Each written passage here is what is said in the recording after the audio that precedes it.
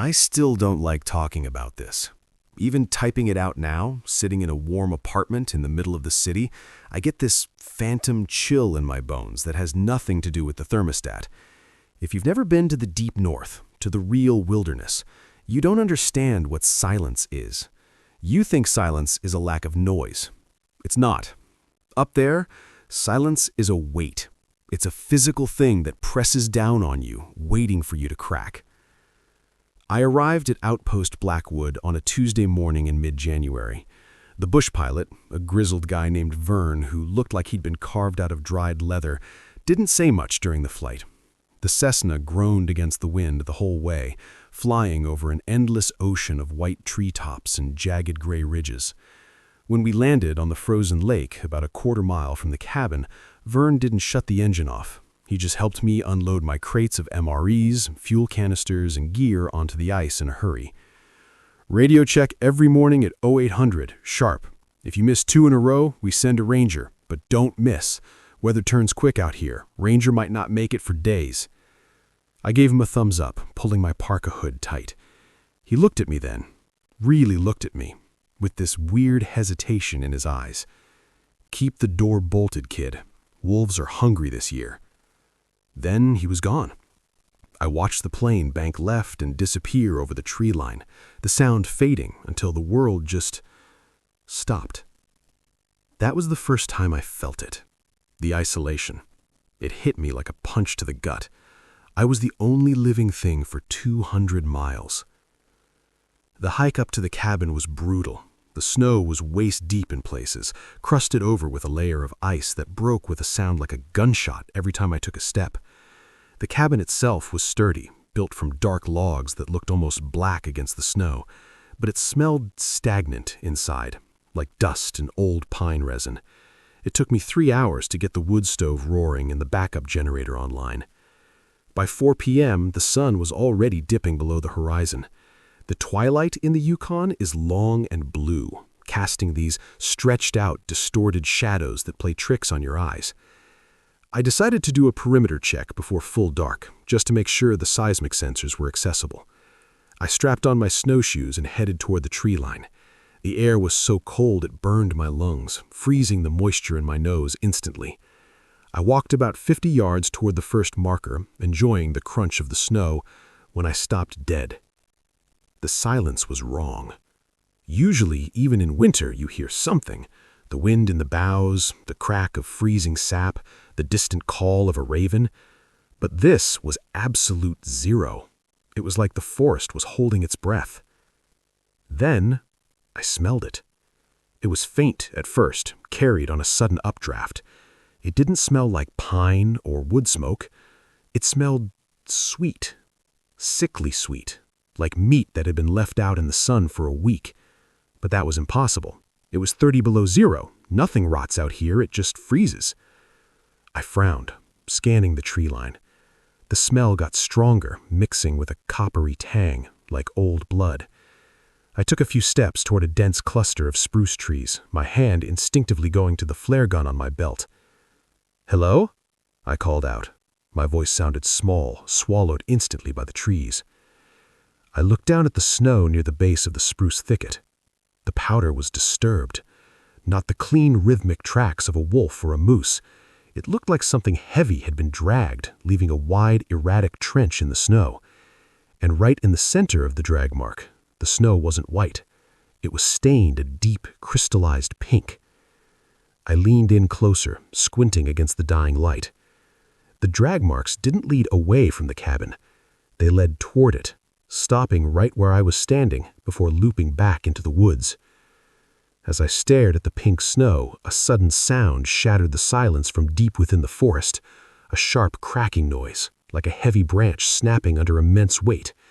It followed by a sound that made my blood run cold. It sounded exactly like a man clearing his throat. My brain tried to categorize the sound immediately. It tried to tell me it was just 2 branches rubbing together in the wind, or maybe the settling of the cabin's foundation echoing off the tree line. But deep down, in the lizard part of my brain that remembers when we weren't at the top of the food chain, I knew better. That was a human sound. "Vern?" I yelled, my voice cracking. "Vern, did you circle back?" There was no answer, just the wind hissing through the needle-sharp pine branches. The sun was almost gone now, the blue twilight deepening into a bruised purple. I stood there for another 10 seconds, my hand gripping the flare gun so hard my knuckles turned white, waiting for the pilot to step out of the shadows, laughing at me for being a jumpy city kid. He didn't. The smell, that copper and rot stench, seemed to flare up, thick enough to gag on, and then suddenly vanish, carried away by the shifting breeze. I didn't wait around to investigate the pink snow any further. I turned and hiked back to the cabin, my snowshoes feeling clumsy and loud. Every crunch of the ice sounded like a betrayal of my position. I couldn't shake the feeling of eyes on my back, not the curious eyes of a deer, but a focused, predatory weight. I slammed the heavy timbered door shut and threw the deadbolt. I even propped a heavy chair under the handle, feeling ridiculous as I did it.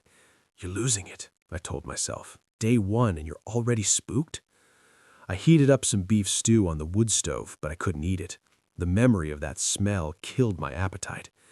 Instead, I spent the evening checking the equipment logs, trying to distract myself with work. The cabin was warm, but the windows were just squares of absolute darkness. I found myself avoiding them, keeping my eyes fixed on the yellow glow of the lanterns. Around 10 p.m., the generator sputtered. The lights dimmed, buzzed angrily, and then surged back to life. It happened again 5 minutes later.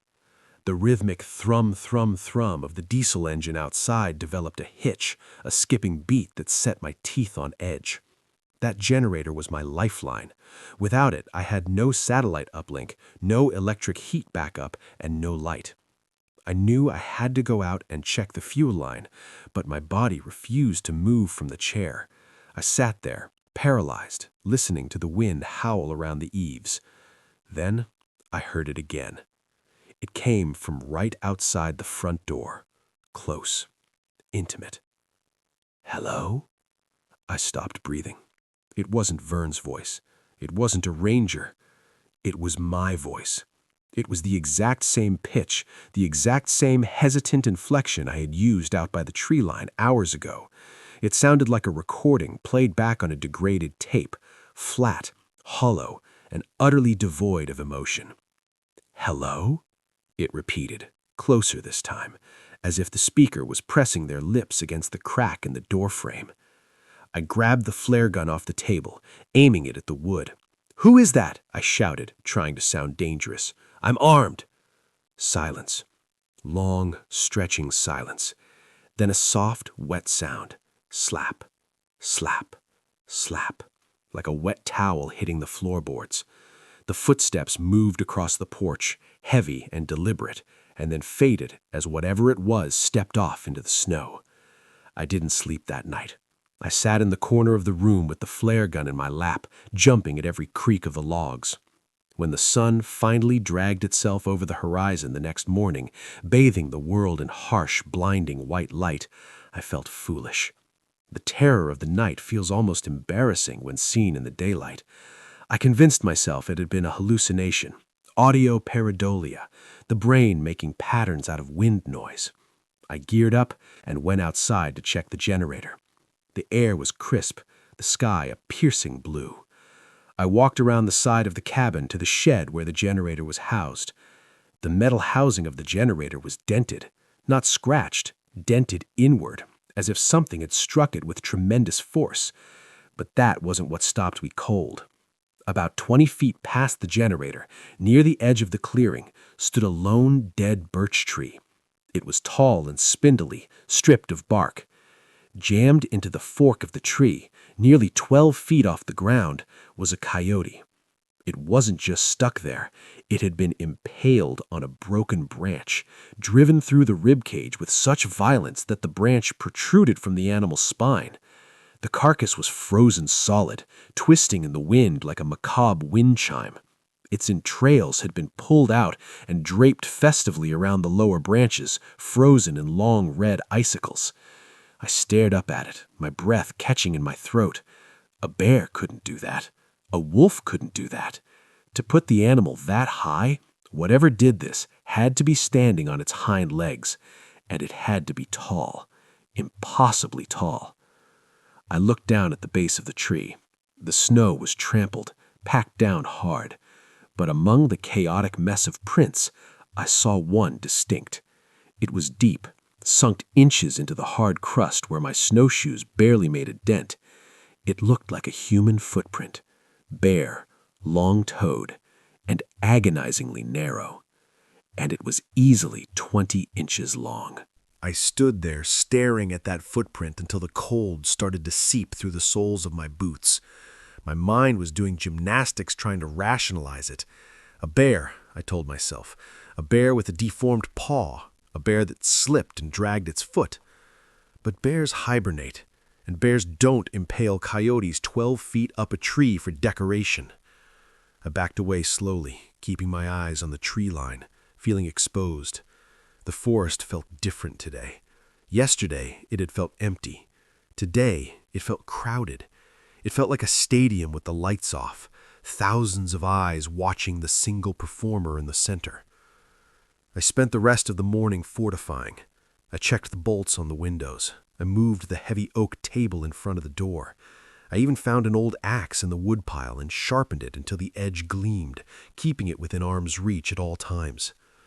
At 0800, I tried the radio. Base, this is Outpost Blackwood. Radio check. Over. Static. White noise. Thick and rhythmic like breathing. Base, this is Blackwood. Do you copy? I have a situation here. Over. Nothing but the hiss of the atmosphere. I checked the connections. The antenna cable ran out the wall and up to a mast on the roof. I peered out the window, craning my neck to see the roofline. The cable was severed. It wasn't cut cleanly with a tool. It was chewed. The plastic casing was mangled, the copper wire frayed and snapped, dangling uselessly against the frosted glass. Whatever had done it had to have climbed onto the roof, a steep, slick metal roof covered in ice. A cold pit opened in my stomach. I was cut off. Vern wouldn't miss me for 2 days. That meant I had at least 48 hours alone out here. The rest of the morning passed in a blur of anxiety. I forced myself to go outside only once to grab more firewood. I moved like a soldier in enemy territory, sprinting to the pile, loading up and sprinting back. As evening approached, the temperature plummeted. The thermometer by the window read -35 degrees Fahrenheit. The wind picked up, whistling through the cracks in the logs, sounding like a chorus of flutes. Around 7 p.m., I was sitting by the stove trying to read a paperback I'd brought when the equipment started acting up. The seismic monitor in the corner, a heavy, outdated machine that printed readouts on a rolling spool of paper, clicked on. It usually only activated when it detected ground tremors. Click, whirr. The paper began to feed out. I walked over to it. The needle was jumping frantically, scribbling jagged black lines across the grid, but I couldn't feel anything. No rumble, no vibration in the floorboards. I looked closer at the paper. The needle wasn't drawing random squiggles. It was repeating a pattern. Up, down, pause. Up, down, pause. It looked almost rhythmic, like a heartbeat. Then the pattern changed. The needle began to swing wildly, tearing the paper, and then abruptly, it stopped. The machine hummed, the lights on the console flickering. Suddenly, a voice crackled through the small speaker built into the seismic unit. It was a data channel. It shouldn't even be capable of transmitting audio. Cold. I jumped back, tripping over my own feet and landing hard on the floor. The voice was distorted, buried under layers of static and electronic interference, but it was intelligible. So cold. It was a woman's voice, weak, trembling. "Who is this?" I yelled at the machine. "How are you doing that?" The speaker hissed. Then the voice came back, clearer this time. "Please, let me in. It hurts." My heart was hammering against my ribs. "Where are you? Are you near the cabin?" "Saw the light," the voice wept. "I saw your light, please." I scrambled to the window, cupping my hands against the glass to see out. Pitch blackness. The snow was falling heavily now, a white curtain erasing the world. "Come to the door," I shouted, though I wasn't sure if she could hear me or if I was talking to a ghost in the machine. "I can't see you." "Door," the voice whispered. "Door." I ran to the door, my hand hovering over the deadbolt. If there was someone out there freezing to death, I couldn't just leave them. It was a death sentence. I started to slide the bolt back. Wait. My hand froze. The voice. It had said, "Saw your light." I had heavy blackout curtains drawn over every window except the small one I just looked out of, and from the angle of the seismic station you couldn't see that window. But more importantly, the voice coming through the speaker didn't have the background noise of a storm. No wind, no crunching snow. It sounded dead, flat. And then I realized why it sounded familiar. I had a collection of downloaded podcasts on my laptop for entertainment. One of them was a true crime series about a hiker who went missing in the Rockies. They played her final voicemail to her parents. "So cold. Saw the light, please." The realization hit me like a bucket of ice water. The machine wasn't receiving a transmission. It was mimicking a file on my hard drive. I backed away from the door, the blood draining from my face. From the other side of the heavy timber door, inches from my face, a voice spoke. Not from the speaker this time, from the porch. It was a deep, guttural rumble that vibrated the wood. "Let me in." I didn't answer. I couldn't. My vocal cords felt paralyzed, frozen by a terror so absolute it felt physical, like a hand gripping my throat. The doorknob rattled. Not the frantic jiggle of someone trying to get inside quickly, but a slow, testing rotation. Creak. Then a violent jerk. The heavy oak door shuddered in its frame, dust trickling down from the header. "Cold," the voice rumbled again. It wasn't just deep, it was wet. It sounded like lungs full of fluid trying to form words. "Open." I scrambled backward until my back hit the wood stove, the heat searing through my jacket, but I didn't care. I raised the flare gun with both hands, aiming it dead center at the door. Then came the smell. It didn't waft in, it assaulted the room. Even through the thick timber and the insulation strips, the stench of rancid meat and old wet fur saturated the air. It was so potent my eyes started to water. Bam! Something slammed into the door with the force of a battering ram. The wood groaned, bending inward. A fine hairline crack appeared in the center panel. Bam! "Go away!" I screamed, the sound tearing out of my throat. "I have a gun! I'll kill you!" Silence. Instant, heavy silence. The scratching stopped. The pressure on the door vanished. I waited, chest heaving, listening for footsteps crunching away in the snow. But there was nothing. No retreat. It was as if whatever was standing there had simply evaporated. I sat there for 6 hours. I didn't blink. I didn't move. I just watched the crack in the door, waiting for it to widen. When the sun finally dragged itself up, painting the room in harsh, unforgiving light, I forced myself to stand. My legs were numb, my bladder aching. I moved the table barricade aside, an inch at a time, and peered through the peephole. Nothing but blinding white snow. I unlocked the deadbolt with trembling fingers and threw the door open, axe in hand, ready to swing. The porch was empty, but the door. The thick oak looked like it had been attacked with a chisel. Deep, gouged furrows ran vertically down the wood, stripping away the varnish and the grain. They were too uniform to be claws. They looked like teeth. Something had gnawed on the door. At head height, my head height. I needed to get out of there, but I couldn't. The snow was too deep to hike without supplies, and Vern wasn't due back for days.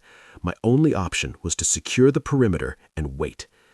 I trudged to the generator shed to refuel, my head on a swivel. The woods were quiet again.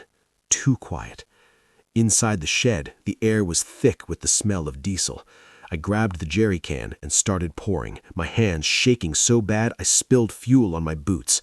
As I wiped it up with an old rag, my knuckles rapped against the plywood wall behind the fuel drums.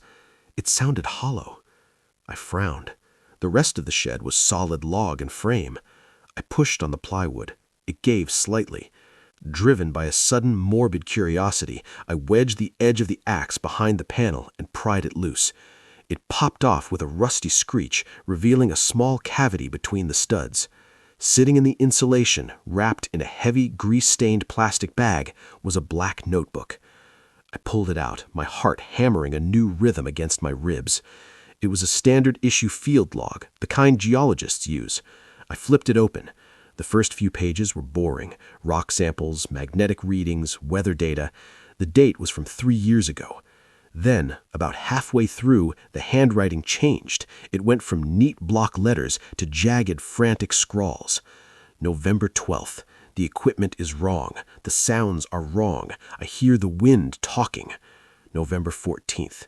It's not a bear. Bears don't stand like that. It watched me from the ridge today. It's so thin. How is it alive? November 15th. It mimics. I heard Sarah's voice today. Sarah is in Toronto. I know she's in Toronto, but she was calling my name from the tree line. I flipped to the very last entry. The pen had pressed so hard it tore the paper. Do not listen. It wants you to open the door. If you hear your own voice, it's too late. A chill that had nothing to do with the temperature swept me. I wasn't the first, and the guy before me, he hadn't just left. Vern hadn't mentioned a previous surveyor quitting or disappearing. As I stared at the book, the radio in the cabin, the one with the severed cable, crackled to life again. "Storm," a voice hissed, a sterile, robotic, synthesized voice this time. "Severe weather warning." I looked out the shed door. The blue sky was gone. In the north, a wall of black clouds, darker than night, was rolling over the mountains, devouring the light. The blizzard wasn't just coming, it was here. I barely made it back to the cabin before the sky collapsed. If you've never seen a northern squall hit, imagine a curtain of lead being dropped from the heavens. The wind didn't just blow, it screamed. It hit the valley with a force that shook the ground, instantly turning the world into a chaotic, swirling void of white. I slammed the door shut, throwing the deadbolt and jamming the chair back under the handle, my chest heaving as the temperature inside the cabin seemed to drop 10 degrees in seconds. I was trapped. For the first 3 hours, the storm was all I could hear. The cabin groaned under the assault, the heavy timbers creaking like the ribs of a dying ship. I huddled by the wood stove, feeding it log after log, the heat barely penetrating the bubble of cold that had settled over the room. I had the journal open on my lap, reading the frantic scribbles of the man who had been here before me. His name was Arthur. December 3rd. It's playing with me. It knocked on the roof all night. I can hear it breathing down the chimney. It smells like copper. I looked up at the ceiling, my eyes tracing the stovepipe.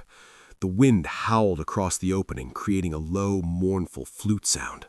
But underneath that, faintly, I heard a scratch, scratch, scratch, like fingernails on tin.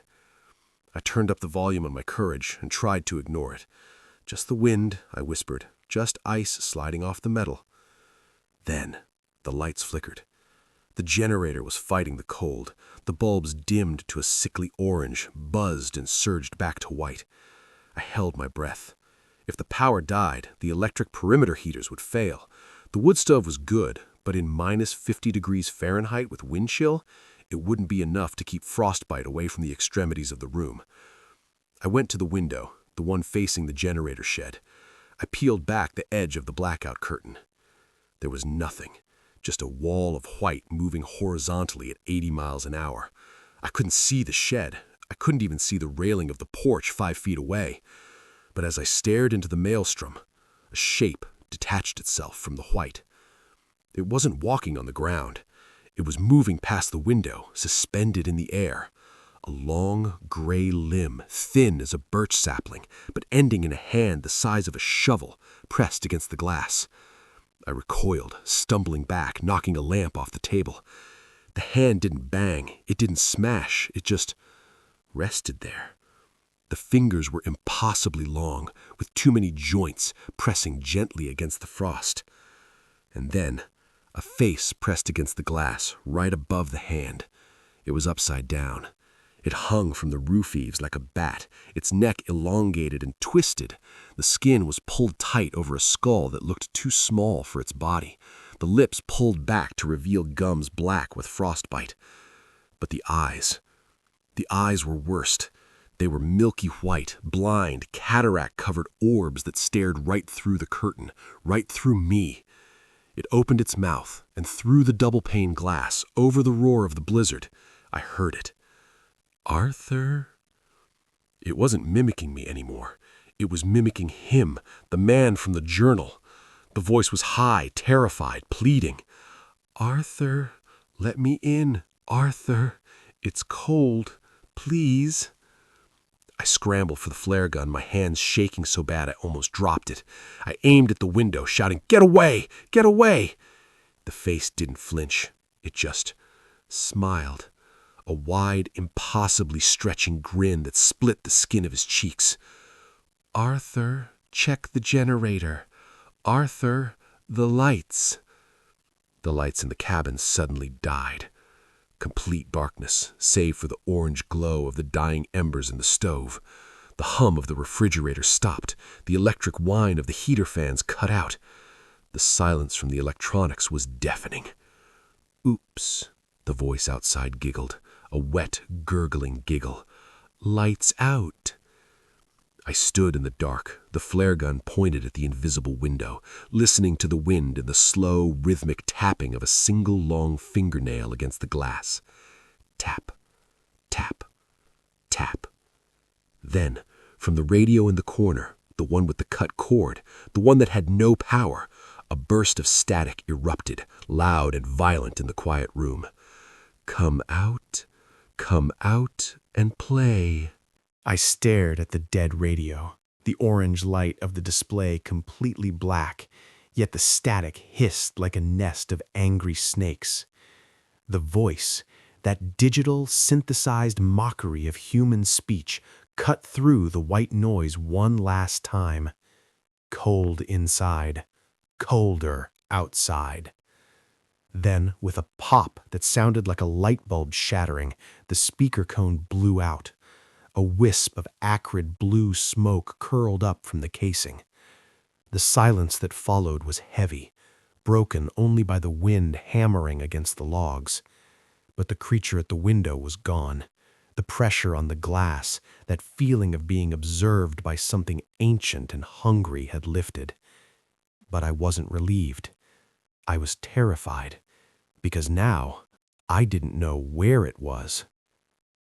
I grabbed the axe and the flare gun, backing myself into the corner near the wood stove. The electric heaters ticked as they cooled down, their metal contracting in the sudden drop in temperature. Without the generator, the cabin was just a wooden box in a freezer. I could already see my breath misting in the air, ghost-white puffs that vanished as quickly as they formed. I threw 2 more logs into the stove, banking the fire. It was my only lifeline. If that fire went out, the frostbite would take my fingers and toes before morning. Thump. It came from above. Dust rained down from the ceiling boards. Heavy, deliberate footsteps moved across the roof. Thump. Scrape. Thump. It wasn't the frantic scurrying of a squirrel or the light patter of a bird. It sounded like a man, a very heavy man walking on all fours. I tracked the sound with the barrel of the flare gun, my heart hammering against my ribs. It moved from the peak of the roof down toward the eaves, stopped, and then scrambled back up to the ridge. It was looking for a way in. "Go away," I screamed at the ceiling, feeling pathetic. "There's nothing for you here." The footsteps stopped, directly above the stovepipe. For a moment there was silence, then a scratching sound, metal on metal. It was clawing at the chimney cap. I heard the screech of the metal flashing, tearing away, followed by a dull thud as something heavy was dropped down the flue. Smoke instantly billowed out of the stove door vents. Thick, gray, choking wood smoke poured into the room. I coughed, eyes stinging, and scrambled to adjust the damper, but it was useless. The chimney was blocked. The draft was gone. "No, no, no!" I choked out, grabbing a heavy oven mitt and shaking the handle. Smoke was filling the cabin fast, a suffocating gray blanket that rose to the ceiling and began to descend. I had a choice, and both options were death. Stay inside and die of carbon monoxide poisoning within the hour, or open the door to clear the smoke and let it in. I wrapped my scarf around my face, pulling my goggles down over my eyes. I grabbed the poker and jammed it up into the stove, trying to dislodge whatever was blocking the pipe. I hit something soft. It wasn't a rock. It yielded. It felt like meat. A shriek echoed down the stovepipe, a sound so loud and high-pitched it vibrated my teeth. It wasn't human. It was the sound of a rabbit screaming in a snare, amplified 100 times. I yanked the poker back. The tip was covered in thick, black slime that sizzled on the hot metal. The smoke was getting worse. I was coughing uncontrollably now, doubling over. I couldn't breathe. I had to ventilate the room.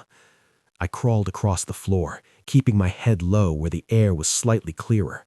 I reached the window, the small one by the kitchen, not the one the creature had looked through. My fingers fumbled with the latch, stiff with cold. I cracked it open just an inch. The wind howled through the gap, sucking the smoke out in a violent vortex. Fresh, freezing air hit my face like a slap. I gasped, greedy for oxygen. "Help me." The voice came from right outside the crack, inches away. It wasn't the robot voice. It wasn't Arthur. It was Vern, the pilot. "Kid, crash landed. Legs broke. Open up." The mimicry was perfect, the gravelly texture of his speech, even the way he wheezed. It sounded exactly like Vern was lying in the snow right outside the window, dying. "Vern," I croaked, my resolute wavering. If the pilot had come back, if he had crashed. "It hurts, kid. Saw the smoke. Open the window." I reached for the handle, my hand trembling. Then I saw it. Through the 1-inch crack, illuminated by the spill of light from the dying fire, I saw a hand resting on the sill. It wasn't Vern's hand.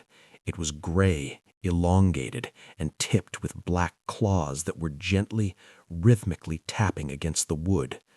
Tap, tap, tap.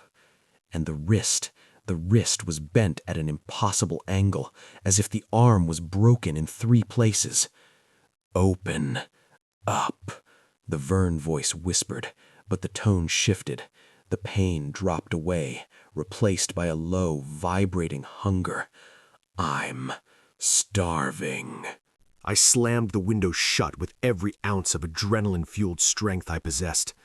I didn't care about the latch. I threw my shoulder into the wood, hearing a wet, sickening crunch as the sash came down. A howl erupted from the other side of the glass. It wasn't the cry of a wolf or the roar of a bear. It was the sound of pure, indignant rage, a high-pitched, vibrating shriek that sounded like grinding metal. It pierced right through the storm, right through the walls, and settled deep in the base of my skull. I fumbled with the latch, my fingers numb and clumsy, finally jamming it home just as a heavy blow struck the glass. The pane shuddered, a spiderweb fracture blooming in the corner, but it held. "Fingers," the voice hissed, no longer sounding like Vern. It was a cacophony now, a glitching overlap of Vern, Arthur, and my own voice. "Broke my fingers." I backed away, coughing violently. The cabin was still full of smoke. I couldn't breathe, but I couldn't open a window. I had only one choice. I grabbed the bucket of snowmelt I'd kept near the stove and dumped it into the firebox.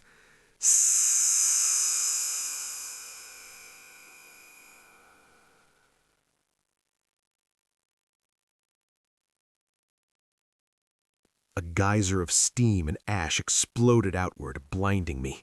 The heat died instantly, replaced by a suffocating damp humidity that began to freeze within seconds. The smoke slowly dissipated, settling as a layer of gritty soot on every surface. But the warmth went with it. I stood in the center of the dark, silent room, listening. The creature had stopped screaming. The wind was the only sound now, whistling through the gaps in the logs. But the silence was worse. It meant it was thinking. I checked the thermometer by the door. It was already dropping. 60 degrees Fahrenheit. 50 degrees Fahrenheit. Without the fire, and with the storm raging outside, this cabin would reach freezing in less than an hour.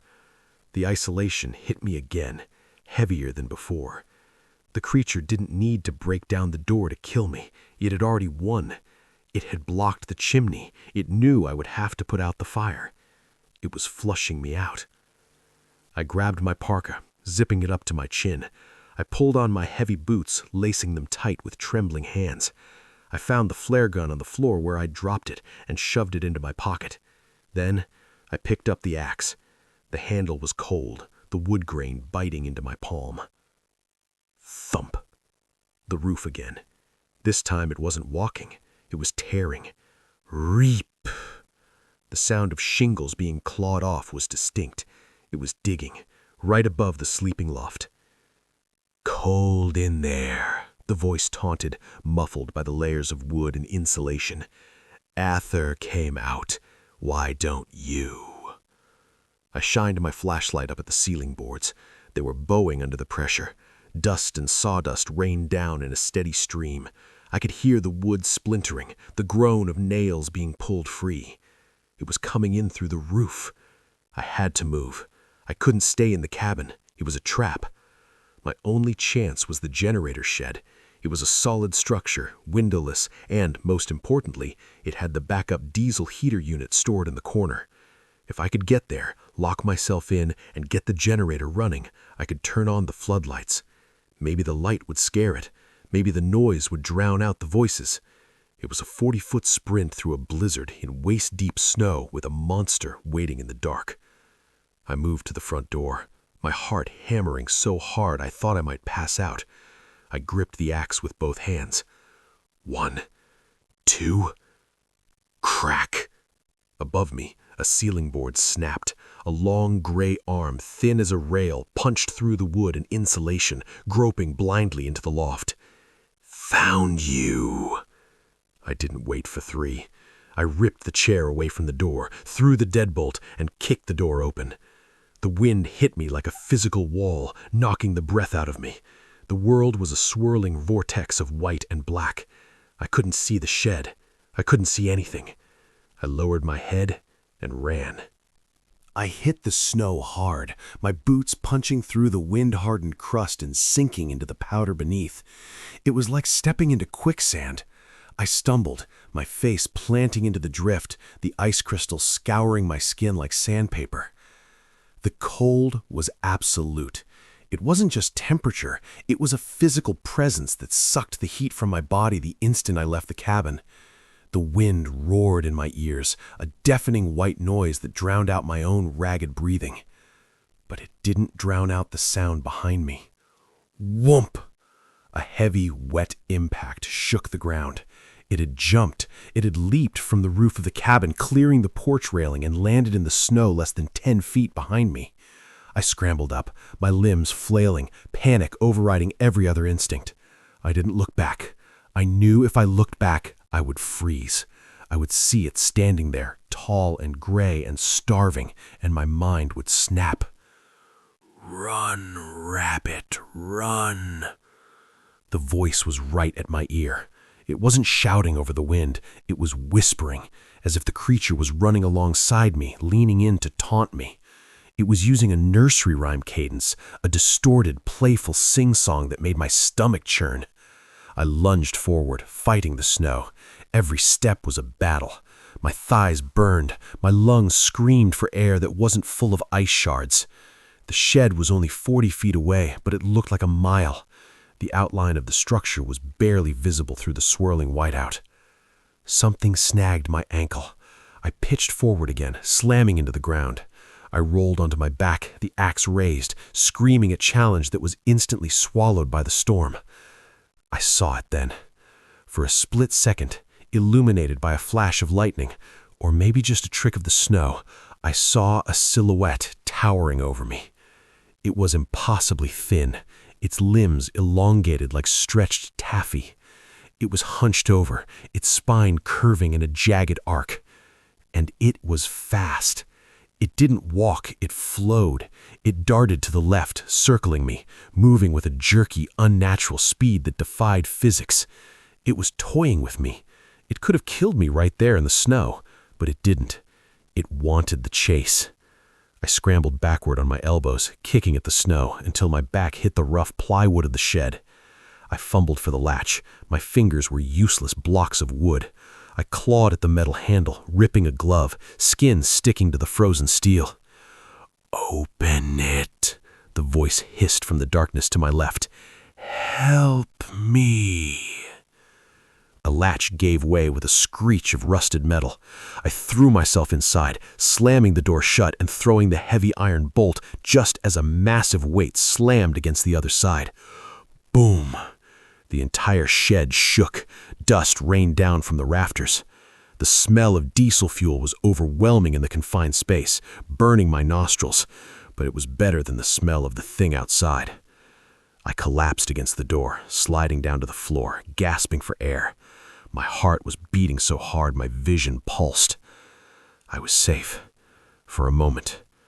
The shed was uninsulated, little more than a frame with plywood siding.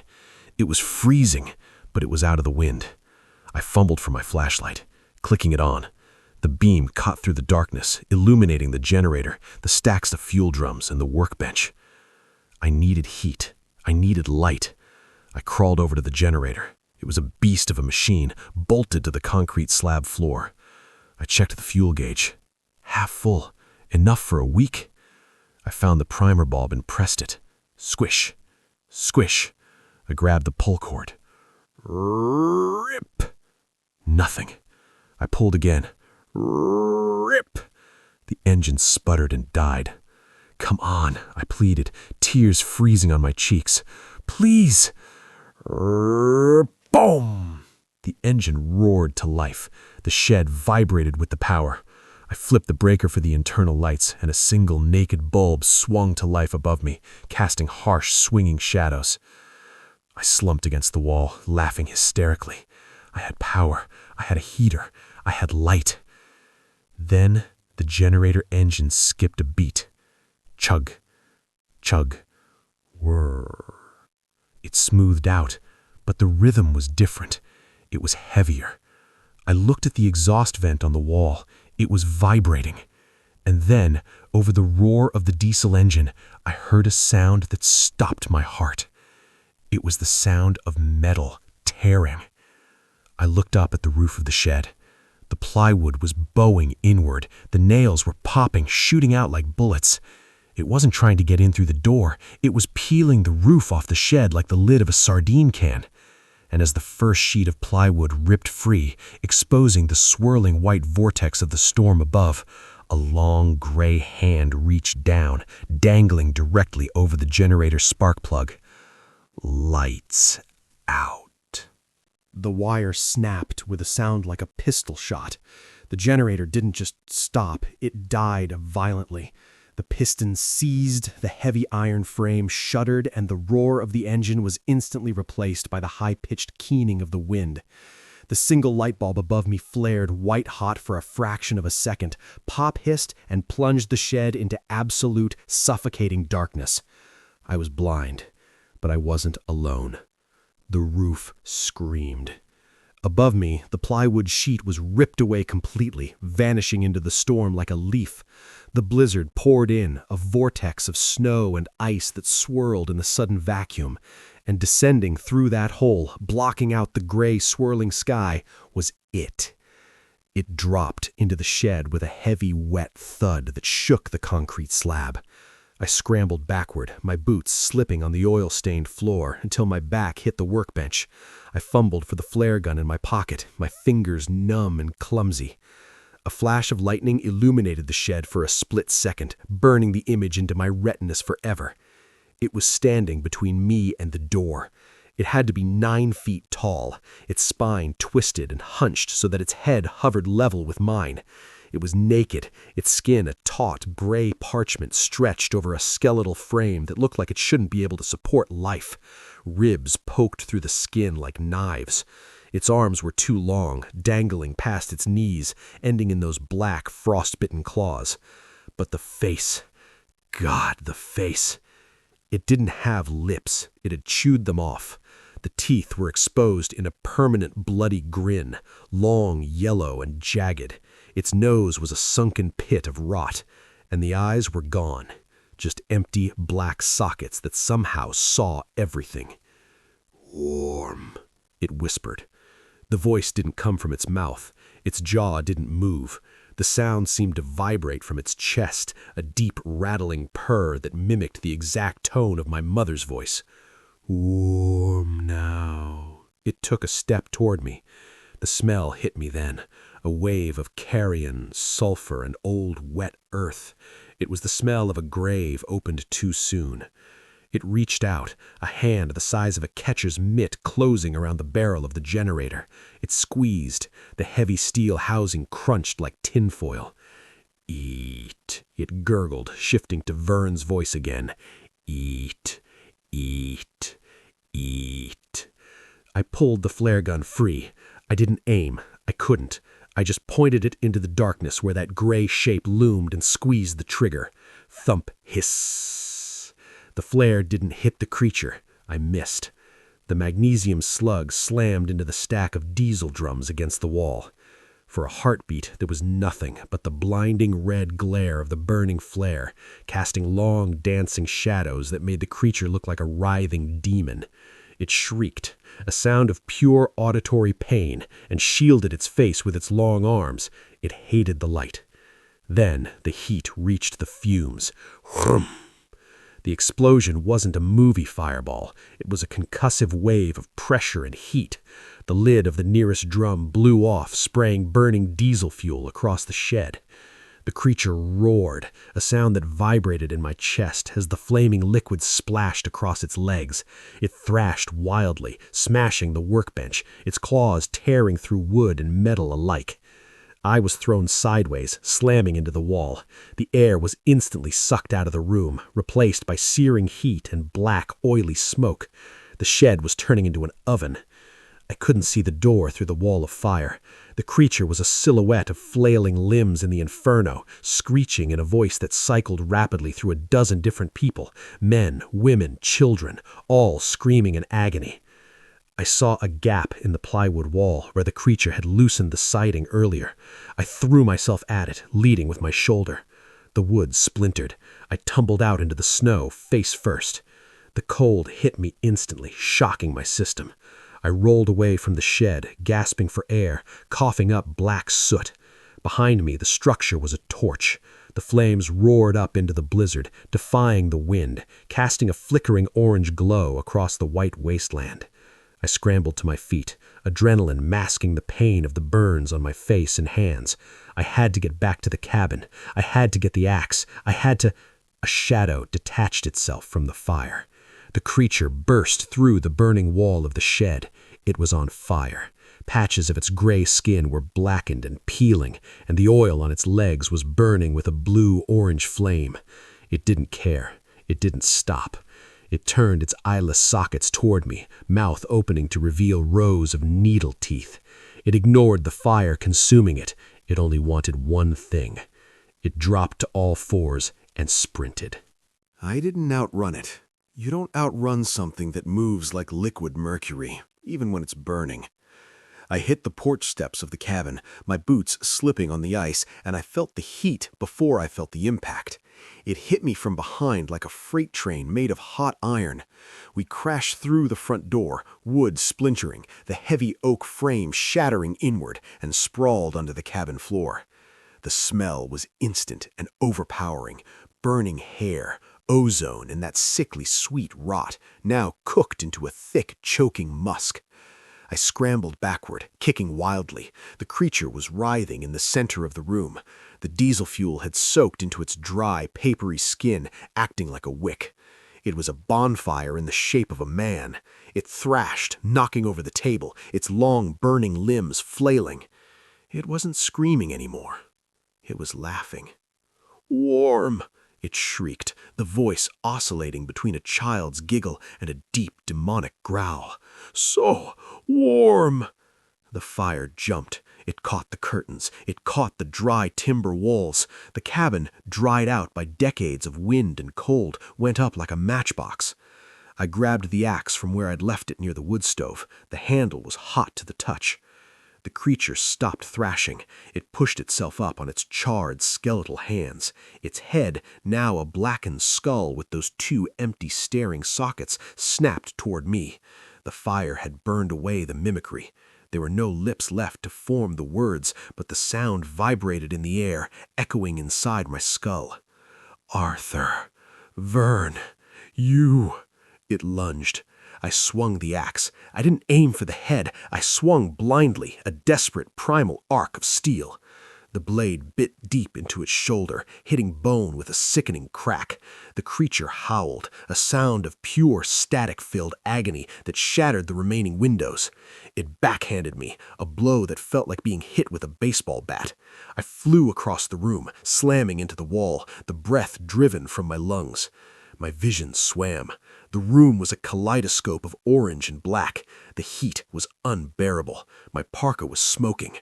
The creature stood over me, the axe still embedded in its shoulder. It raised a burning claw.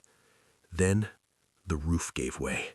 The heavy support beam, weakened by the fire in the creature's earlier assault, snapped with a sound like a gunshot. Tons of snow, timber, and burning shingles collapsed inward. It buried the creature instantly. A massive pile of burning debris pinned it to the floorboards. I heard a wet squelch, followed by a high, whistling shriek that was abruptly cut off. I didn't wait to see if it was dead. I crawled. I dragged myself through the broken doorframe, out onto the porch, and rolled into the deep snow. The cold was a shock, a physical blow that nearly stopped my heart, but I kept moving. I crawled until I hit the tree line, burying myself in a snowdrift, shivering violently as I watched the only shelter for 200 miles turn into a funeral pyre. The wind roared, feeding the flames, sending a pillar of black smoke twisting up into the storm.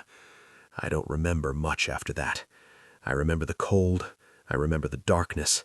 I remember thinking that freezing to death felt peaceful compared to what was inside that fire. I woke up to the sound of a rotor. It was 2 days later.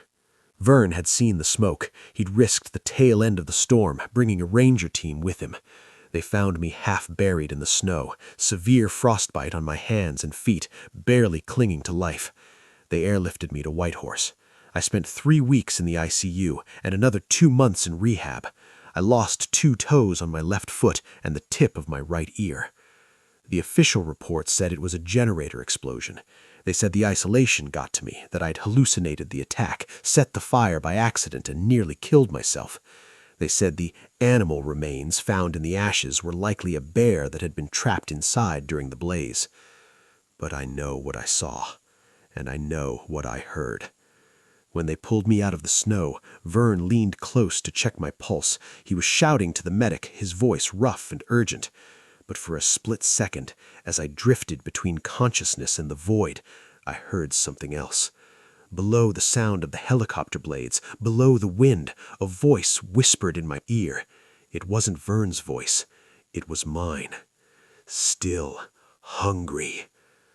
I live in the city now, somewhere loud, somewhere bright. I don't go camping. I don't go near the woods. But sometimes, late at night, when the streetlights buzz and the radiator hisses, I catch a whiff of it. Rotting meat, wet pine, and copper. And I know it's still out there, burned, scarred, and waiting for the next surveyor to answer the door.